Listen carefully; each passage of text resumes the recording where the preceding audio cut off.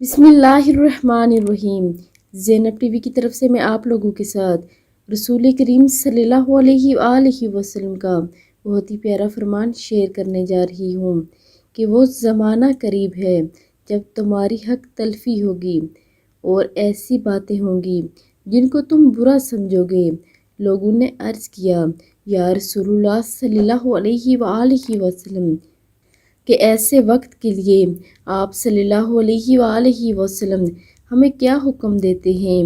आप सल्लल्लाहु अलैहि वसल्लम ने इरशाद फरमाया, जो हक दूसरों का तुम पर है वो अदा कर देना और अपना हक अल्लाह ताला से मांगना, क्योंकि हकूक़ुल इबाद अल्लाह रब्बुल इज़्ज़त उस वक्त तक माफ़ नहीं करेगा जब तक इंसान ना माफ़ कर दे, और अल्लाह रब्बुल इज़्ज़त के जो हकूक़ हैं वो माफ़ कर देगा, क्योंकि अल्लाह रब्बुल इज़्ज़त बहुत ही मेहरबान रहम करने वाला है।